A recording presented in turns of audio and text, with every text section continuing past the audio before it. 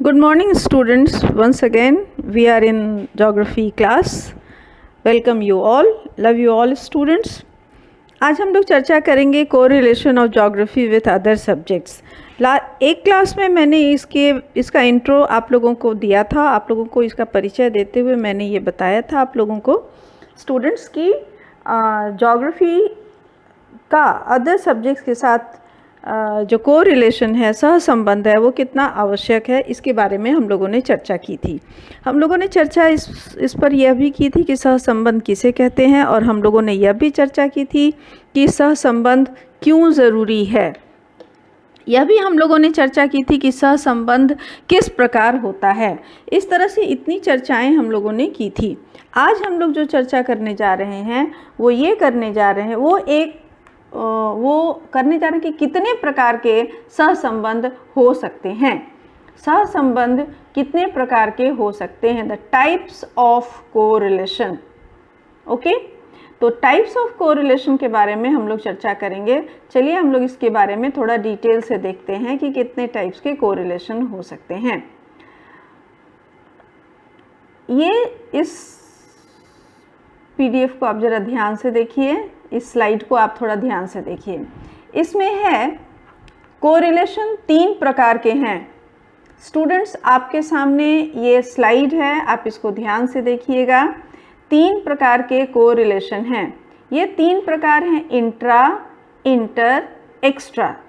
Intra, inter, extra, ये 3 प्रकार के कोरिलेशन आपके सामने हैं। तो ये इसको हिंदी में देखिए क्या क्या कहते हैं। हिंदी में कहते हैं अंतरा, अंतर और अतिरिक्त। ठीक है, तो ये 3 प्रकार के कोरिलेशन किसी विषय का अन्य विषयों के साथ या किसी विषय का सहसंबंध इन 3 स्तरों पर होता है। ठीक है, जब ये 3 स्तर पर होते हैं तो पहले समझेंगे कि ये अलग अलग है क्या। अंतरा क्या होता है, या इसको हम कहेंगे जिसको हम लोग बोल रहे थे, जिसे हम लोगों ने पिछले स्लाइड में देखा, अंग्रेजी में देखिएगा तो थोड़ा और आपको स्पष्ट होगा। इंट्रा, इंट्रा जो है ये क्या है, इस पर थोड़ा ध्यान दीजिए। इंट्रा का मतलब होता है कि इंट्रा का मतलब ये समझिए कि किसी विषय का अपने विषय के क्षेत्र के अंतर्गत जितने भी डायमेंशंस हो सकते हैं, जितने सब फील्ड हो सकते हैं, या जितने सब सब्जेक्ट्स हो सकते हैं, सब टॉपिक्स जितने हो सकते हैं, उन सब के साथ किसी विषय का आंतरिक संबंध क्या होता है, इसे हम लोग इंट्रा कहते हैं। इंट्रा मतलब अपने अंदर, खुद के भीतर। ठीक है, तो खुद के भीतर यानी ज्योग्राफी के ब्रांचेस के साथ किस प्रकार का आपसी सहसंबंध है। जैसे मान लीजिए कि ज्योग्राफी के अंदर कितने तरह के ब्रांचेस हो सकते हैं। जो ब्रॉड ब्रांचेस हैं उनको मैंने क्लासिफाई किया है सिर्फ आपको समझने के लिए। अगर इंट्रा में लीजिएगा तो बहुत बड़ा ज्योग्राफी का स्कोप है, लेकिन अगर ब्रॉड कैटेगरीज अगर इसका आप बनाइएगा तो इसके कुछ बनते हैं जो मैं आपके सामने रखी हूँ। The first one is physical geography. 2 main बनते हैं, फिजिकल एंड ह्यूमन। ठीक है, लेकिन फिर भी चूँकि आज का युग थोड़ा बदल गया है, आज ग्लोबलाइजेशन का युग हो गया है और मार्केट का युग हो गया है, लिबरलाइजेशन का युग हो गया है और आईसीटी का युग हो गया है, यानी टेक्नोलॉजी का ज़माना हो गया है, मार्केटिंग का ज़माना हो गया है, और पॉलिटिकल बहुत प्रभाव लोगों के जीवन पर पड़ रहा है। तो इस लेकर के आप समझिए कि इसके मैंने 5 फील्ड मैंने बांटा है, यानी 5 सब फील्ड्स मैंने इसमें बांटे हैं। तो पहला है जैसे फिजिकल। देखिए फिजिकल में क्या, फिजिकल ज्योग्राफी में हम लोग क्या पढ़ते हैं। फिजिकल ज्योग्राफी में हम लोग पढ़ते हैं कि कॉन्टिनेंटल ड्रिफ्ट पढ़ते हैं, प्लेट टेक्टोनिक पढ़ते हैं, अर्थक्वेक पढ़ते हैं, लैंड फीचर्स पढ़ते हैं, देन अर्थ का स्ट्रक्चर पढ़ते हैं, इंटरनल स्ट्रक्चर पढ़ते हैं, एक्सटर्नल रिलीफ हम लोग पढ़ते हैं। ठीक है, आंतरिक संरचना को पढ़ते हैं, पृथ्वी के बाहरी उच्चावच्च को पढ़ते हैं, स्थलाकृतियों का अध्ययन करते हैं, प्लेट विवर्तनिक को हम लोग पढ़ते हैं, और कॉन्टिनेंटल ड्रिफ्ट को, महाद्वीपीय प्रवाह को हम लोग पढ़ते हैं, भूकंप पढ़ते हैं, ज्वालामुखी पढ़ते हैं, पर्वतों का निर्माण पढ़ते हैं, ये जलवायु पढ़ते हैं, ऋतु पढ़ते हैं, वायुदाब की पेटियां हम लोग पढ़ते हैं। ये जितनी चीज़ें होती हैं इन सब को हम लोग फिज़िकल ज्योग्राफी में पढ़ते हैं। ठीक है, तो ये फिज़िकल ज्योग्राफी का बहुत ही महत्वपूर्ण हिस्सा होता है। अब ये एक हुआ, इसके बाद दूसरा ब्रांच क्या है, ह्यूमन ज्योग्राफी। अब ह्यूमन ज्योग्राफी में जब हम पढ़ने जाते हैं तो सबसे पहले हम क्या पढ़ते हैं, पॉपुलेशन पढ़ते हैं, सेटलमेंट पढ़ते हैं यानी जनसंख्या पढ़ते हैं, मानव बसाव पढ़ते हैं, नगरीय जनसंख्या, ग्रामीण जनसंख्या, लोग आपस में जो माइग्रेशन होता है, आवागमन की प्रक्रिया होती है, उसे पढ़ते हैं हम, जनसंख्या का अनुपात पढ़ते हैं, सेक्स रेशियो पढ़ते हैं, एज रेशियो पढ़ते हैं, वर्किंग ऑक्यूपेशनल स्ट्रक्चर को हम लोग पढ़ते हैं, व्यावसायिक संरचना को हम लोग पढ़ते हैं। ये सारी चीज़ें जो हम लोग पढ़ते हैं, ये सारी चीज़ें हम लोग एब्सोल्यूट नहीं पढ़ सकते हैं, अलग से हम लोग नहीं पढ़ सकते हैं। इनको पढ़ने के लिए इनका सहसंबंध हमेशा और हमेशा फिजिकल ज्योग्राफी के साथ रहेगा ही रहेगा। जब आप पहाड़ों पर या रेगिस्तानों पर का मानव बसाव पढ़ने लगिएगा तो आपको ये पढ़ना होगा कि रेगिस्तान में जो मानव बसाव होते हैं, बिखरे हुए, स्कैटर्ड जो उनका सेटलमेंट होता है, वो सेटलमेंट स्कैटर्ड होता है। क्यों होता है? क्योंकि वो रेगिस्तान है और वहाँ जल का अभाव होता है, खाद्यान्न और खेती का अभाव होता है। ठीक इसी तरह से जब आप पर्वतों पर पढ़ाने लगेंगे तो आपको ये पढ़ाना पड़ेगा कि वहाँ पर मानव बसाव बहुत दूर दूर पर होता है और उन्हीं जगहों पर होता है जहाँ जो बर्फीले जगह नहीं होते हैं या पर्वतों के निचले इलाकों में, नीचे की ऊंचाई पर होती है, जो ज़्यादा मैदानी भागों से सटे हुए इलाके होते हैं, उन इलाकों पर मानव बसाव होता है। बिल्कुल चोटियों पर, ऊंची ऊंची चोटियों पर जहाँ बर्फ़ घिरे रहते हैं, वहाँ पर मानव बसाव नहीं हो सकता है।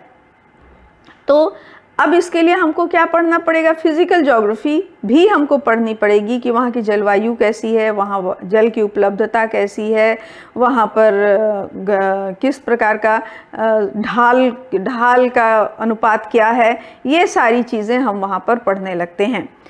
इसके बाद इसका मतलब ये है, आप समझ लीजिए कि इसका मतलब कि कोई भी फिजिकल ज्योग्राफी को या ह्यूमन ज्योग्राफी को हम अकेले नहीं पढ़ सकते हैं, एक दूसरे के साथ सहसंबंधित करके ही पढ़ सकते हैं।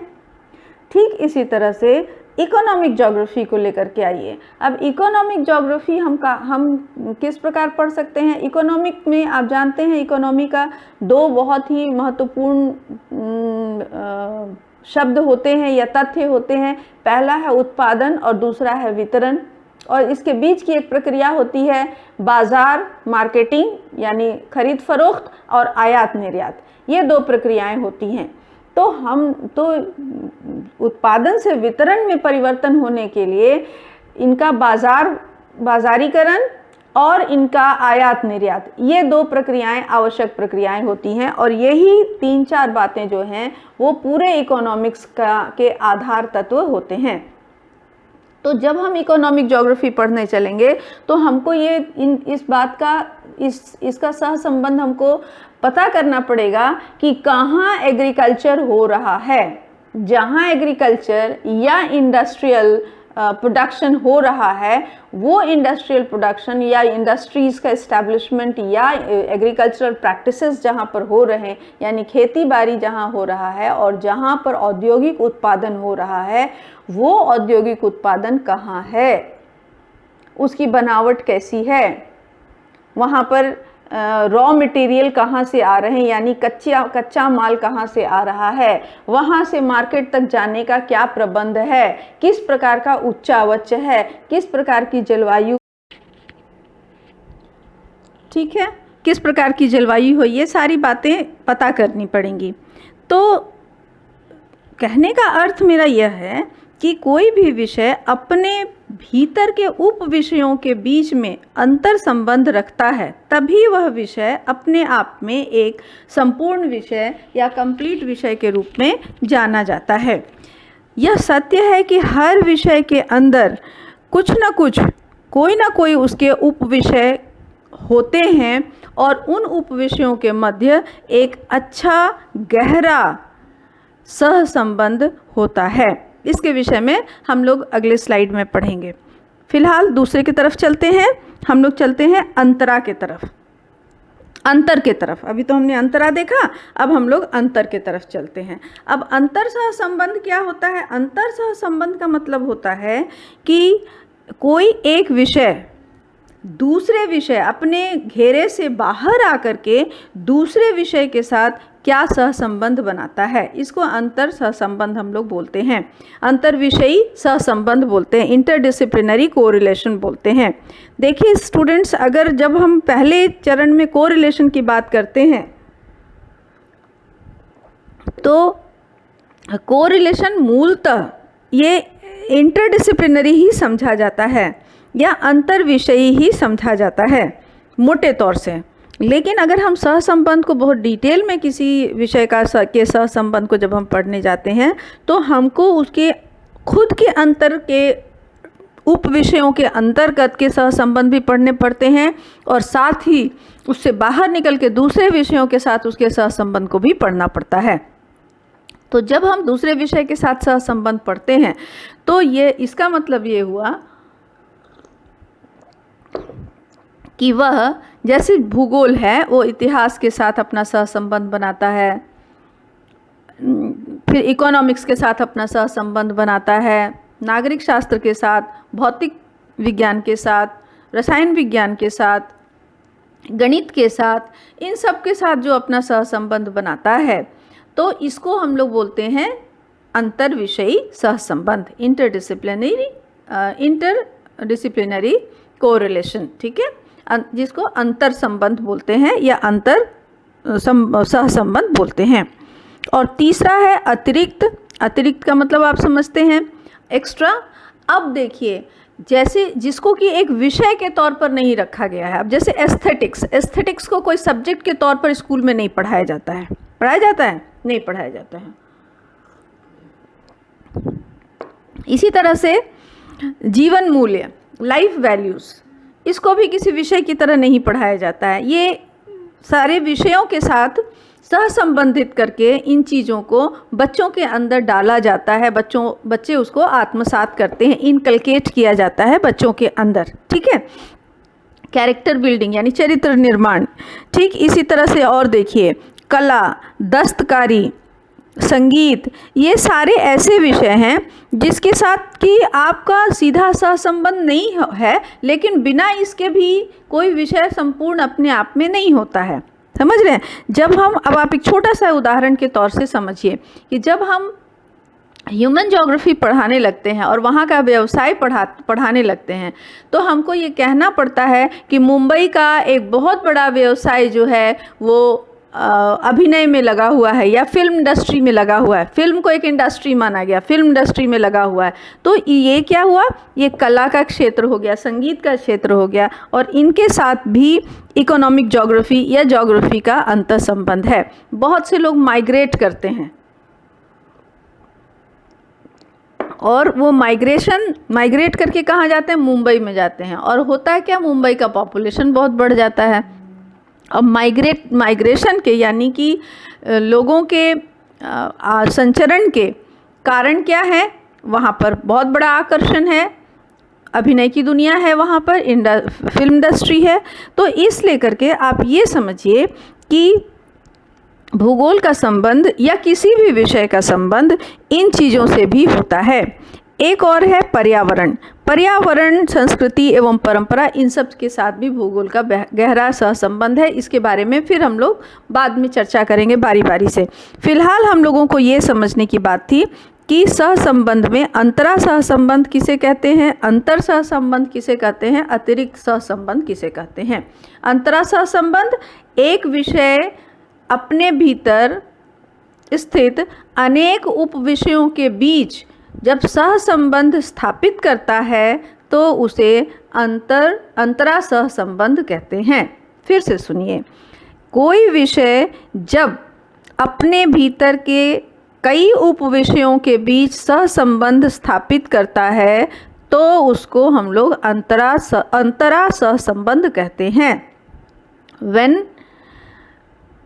a correlation established between the different subsubjects within a subject, this correlation is known as intra-correlation. Okay, समझ में आई बात? अब अंतर में आपने समझ लिया दूसरे विषयों के साथ, और अतिरिक्त की बातें फिर अतिरिक्त करेंगे तो हम लोग बताएंगे कि अन्य अतिरिक्त क्या क्षेत्र होते हैं जीवन के और उनके साथ क्या सहसंबंध होता है। ठीक है, बात समझ में आई? एक एग्जाम्पल से और मैं आपको बता देती हूँ। देखिए, अगर आपके कॉलेज में एक क्रिकेट मैच रखा गया है, बीएड करीम सिटी कॉलेज बीएड में एक क्रिकेट का मैच रखा गया है। सेमेस्टर 2 के आप विद्यार्थी हैं, आपकी एक टीम बनेगी, एक सेमेस्टर 3 की टीम बनती है, एक सेमेस्टर 4 की टीम बनती है। इन 3 टीम्स के बीच में मैच हो रहा है। बीएड के करीम सिटी कॉलेज बीएड के भीतर ये एक इंट्रा क्रिकेट मैच हो रहा है। किसके बीच में? विभिन्न सेमेस्टरों के बीच में। वे टीम जो विभिन्न सेमेस्टर से आते हैं, ये इंट्रा मैच हुआ। ओके, अब आइए, बीएड करीम सिटी कॉलेज को एक यूनिट माना गया और उस यूनिट के अंदर जब ये मैच हो रहा है बहुत सारे सेमेस्टर्स के बीच में, तो इसको हम लोग इंट्रा बोलेंगे। ठीक है, आप और एक और एग्जाम्पल समझिए। सेमेस्टर 2 आपके बीच में 4 पार्ट किए गए हैं, 4 ग्रुप हैं आपके, है ना? 4 ग्रुप हैं आपके, 4 जो कल्चरल ग्रुप हैं वो आपके 4 ग्रुप हैं। उन 4 ग्रुप्स के बीच में जब एक्टिविटी का क्लास होता है, एक्टिविटी जब आपका करवाया जाता है और आप चारों ग्रुप आपस में कंपटीशन में उतरते हैं, तो उसको हम लोग क्या बोलते हैं? Intra competition. क्या है? बैच 2019-21, इसको इंट्रा बोलेंगे। ठीक है, अब इंटर किसको बोलेंगे? जब करीम सिटी कॉलेज का एक क्रिकेट का टीम, बीएड करीम सिटी कॉलेज की एक क्रिकेट की टीम दूसरे कॉलेज के एक क्रिकेट की टीम के साथ मैच करेगी, खेलेगी और उसके साथ मैच खेलेगी और उसकी कंपटीशन में उतरेगी, तो हम लोग क्या बोलेंगे? Inter college cricket match. 2 colleges के बीच में हो रहे हैं तो इंटर कॉलेज बोलेंगे। ठीक है, अब अगर यही 2 यूनिवर्सिटीज़ के बीच में होते हैं या कई यूनिवर्सिटीज़ के बीच में होते हैं तो उसको हम लोग इंटर यूनिवर्सिटीज़ बोलेंगे। ठीक है, अब इसके अलावे जो होता है कि कभी कभी एक्स्ट्रा वाली बात तो मैं आपको अलग से बताऊंगी। तो इंटर और इंट्रा का मतलब आप अच्छी तरह से अब समझ गए होंगे। ठीक है, आगे आइए, अगले स्लाइड में हम लोग बात करते हैं इंट्रा कोरिलेशन भूगोल का किस तरह से होता है। अब देखिए, इंट्रा कोरिलेशन में पहला है फिजिकल ज्योग्राफी के अंतर्गत कितने सारे सब फील्ड होते हैं। एक है फिजिकल ज्योग्राफी, भौतिक या स्थलाकृति। ठीक है, भौतिक भूगोल। दूसरा है मानव भूगोल, ह्यूमन ज्योग्राफी। तीसरा है इकोनॉमिक ज्योग्राफी। चौथा है पॉलिटिकल ज्योग्राफी। पांचवा है टेक्निकल, इसका क्षेत्र जो है, और 6th को समझिए अदर्स है। तो मैंने इसको 5 ब्रॉड कैटेगरीज में बांटा है। The first is physical, second is human, third is economic and fourth is technical and 5th is others. आप इसको जितने ब्रांचेस में मन हो आप बांट सकते हैं, बांटने के लिए कोई मना नहीं है, आप बांट सकते हैं। उनके बीच में अंतर सहसंबंध को दिखाना पड़ेगा। अब देखिए, फिजिकल ज्योग्राफी का ह्यूमन ज्योग्राफी के साथ बहुत गहरा सहसंबंध होता है, बहुत गहरा सहसंबंध होता है। किसी जगह की स्थलाकृति जैसी होती है, मानव का बसाव उसी तरह का होता है, या मानव का व्यवहार भी उसी तरह का होता है। जिस तरह की स्थलाकृति होगी, जिस तरह की जलवायु होगी, जिस तरह का उच्चावच्य होगा, तो मानव का व्यवहार भी उसी प्रकार का होगा। अब फिजिकल ज्योग्राफी के हिसाब से एक पर्वत पर रहने वाले लोग, एक पर्वत पर का जो टेम्परेचर होता है, पर्वत पर का जो थोड़ी ऊंचाई जो होती है, उस ऊंचाई पर टेम्परेचर कम होता है, जलवायु में तापमान कम होता है। और जैसे जैसे हम मैदानी इलाके में आते हैं तापमान ज़्यादा होने लगता है। तो जब ऊंचाई पर तापमान कम होता है यानी शीत ऋतु ज़्यादातर होती है, तो वैसे इलाके में क्या होता है, मानव का बसाव कैसा होता है, स्कैटर्ड होता है, बिखरा हुआ होता है। ठीक इसी तरह से मानव का बसाव सिर्फ बिखरा हुआ ही नहीं होता है, उनके रहने सहने, खाने पीने, कपड़े लत्ते सबका ढंग अलग होता है। वो ऊनी कपड़े ज़्यादा पहनते हैं, वो गर्म खाना ज़्यादा खाएंगे, वो वहाँ पर जो पालतू पशु होंगे वो शीप होंगे। तो इस तरह से बहुत फ़र्क पड़ जाता है, मानव बसाव और स्थलाकृतियों में बहुत फ़र्क पड़ जाता है। और ठीक इसी तरह जिस तरह के मानव का उत्पादन होगा, जिस तरह का स्थलाकृतियों में वो रहता है और जिस तरह का उत्पादन होगा, उसी तरह की इकोनॉमिक एक्टिविटीज़ होगी, उसी तरह के काम होंगे। अब ऊंचाई पर बसने वाले, पहाड़ी इलाकों में बसने वाले लोग ज़्यादातर ऊनी कपड़े बनाते हैं, ऊन बनाते हैं, तो नेचुरली वो ऊन का बाज़ार आपको वहाँ मिलेगा। वहाँ से जो भी चीज़ें निर्यात होगी वो उन्हीं चीज़ें निर्यात होंगी, वो वैसे फल निर्यात होंगे जो ऊंचाई पर होते हैं, है ना। तो ये एक दूसरे के बीच में आपसी सहसंबंध है। अब टेक्निकल देखिए, टेक्निकल से थोड़ा आपको लग रहा होगा कि इसका संबंध कैसे है। कोई भी चीज़ जब किसी भी चीज़ को आप उसको मापने लगिएगा या उसके लिए कोई यंत्र बनाइएगा, उपकरण बनाइएगा, चाहे वो इकोनॉमिक एक्टिविटीज़ क्यों ना हो, इंडस्ट्रीज़ क्यों ना हो, एग्रीकल्चर क्यों ना हो, जब आप उसके लिए ट्रैक्टर बनाने लगिएगा तब आपको टेक्नोलॉजी की ज़रूरत पड़ेगी। जब आप उसके लिए ट्रांसपोर्टेशन का सामान बनाने लगिएगा तब आपको टेक्नोलॉजी की ज़रूरत पड़ेगी। जब आप कोई इंडस्ट्रीज़ बसाने लगिएगा तो वहाँ टेक्नोलॉजी की ज़रूरत पड़ेगी। मनुष्य के जीवन के लिए टेक्नोलॉजी की ज़रूरत पड़ती है। हमको अपने घर के लिए इलेक्ट्रिसिटी की ज़रूरत पड़ती है, हमको स्कूटर मोटरसाइकिल की ज़रूरत पड़ती है। तो टेक्नोलॉजी जो होता है वो सारे विषयों के साथ, स्थलाकृति के साथ भी, फिज़िकल ज्योग्राफी के साथ भी, ह्यूमन ज्योग्राफी के साथ भी, इकोनॉमिक ज्योग्राफी के साथ भी बहुत ही गहराई से गुंथित है, यानी एक दूसरे से गुथा हुआ है, एक दूसरे से जुड़ा हुआ है, इंटर रिलेटेड है। और इस तरह से इन लोगों के बीच में बहुत गहरा अंतः संबंध होता है। अदर्स में हमारे पास देखिए कुछ मैंने मुद्दे उठाए हैं, जैसे कि सूचना एवं संचार। सूचना और संचार का अंतर संबंध भूगोल के हर क्षेत्र से है, हर क्षेत्र से है। कहाँ पर ज्वालामुखी हो रही है, कहाँ पर कोविड-19 बढ़ रहा है, कहाँ पर अर्थक्वेक आया है, ये सब सूचना एवं संचार तकनीक का काम होता है। पॉपुलेशन का जानकारी रखना सूचना एवं संचार तकनीक का काम होता है। राजनीति भी इसी तरह का एक विषय है।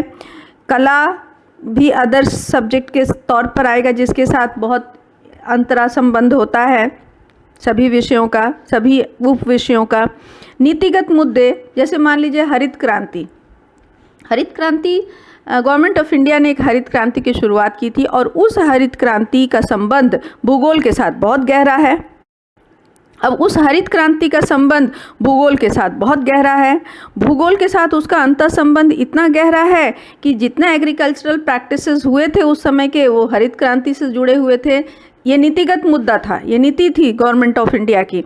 ठीक इसी तरह से बहुत आयात निर्यात के या इकोनॉमिक एक्टिविटीज़ के बहुत सारे जो मुद्दे थे वो हरित क्रांति से जुड़े हुए थे और इंडियन ज्योग्राफी से जुड़े हुए थे। तो ये नीतिगत। इसी तरह से पर्यावरण भी भूगोल का बहुत ही महत्वपूर्ण हिस्सा होता है। ये हर चीज़ से जुड़ा हुआ है। अगर कहीं पर जल का जमाव है, जल है, अगर नदियाँ हैं, समुद्र है, ओशन है, रिवर्स हैं, या मैदानी इलाका है या पहाड़ी इलाका है, तो वैसी जगहों पर कितना पोल्यूशन हो रहा है, नॉट इवन इन एटमॉस्फेयर कितना पोल्यूशन हो रहा है, कितना इंडस्ट्रीज़ ने कितने स्मोक उनका निकल रहा है, जिसके कारण हमारे एटमॉस्फेयर में कितना पोल्यूशन हो रहा है। और उस पोल्यूशन का असर किसी जगह की स्थलाकृति पर क्या हो रही है, किसी जगह के मानव बसाव पर क्या हो रही है, किसी जगह के इकोनॉमिक एक्टिविटीज़ पर क्या हो रहा है। इन सब चीज़ों का जो सहसंबंध है वो बहुत गहरा सहसंबंध होता है। तो इस तरह से या पर्यावरण को सुरक्षित रखने के लिए कितना वेजिटेशन होना चाहिए, कितना फॉरेस्ट हम लोगों को लगाना चाहिए, कितना फॉरेस्ट को मेंटेन करना चाहिए, या कितनी दूर तक हमको पर्यावरण के क्लीनिनेस को मेंटेन करना चाहिए, ये सारे जो विषय हैं ये सब भूगोल के अंतर विषय हैं और एक दूसरे से जुड़े हुए विषय हैं। तो इस तरह से आप स्टूडेंट समझ रहे होंगे कि ये सारे विषय आपस में जुड़े हुए हैं। एक और बात ध्यान रखिएगा, अब मैं इनसे आगे बढ़ रही हूँ, मुझे उम्मीद है कि आप समझ गए होंगे कि मैं आपको अंतरा में क्या बताना चाहती थी। अब देखिए, जब आप नोट्स बनाने लगिएगा तो आप पहले, जैसे मैंने पहला क्लास में मैंने बताया कि वो किन किन तरह से विषयों में बटे हुए हैं, वो सब किस में है, इंटर में है, यानी अंतर विषयों में है।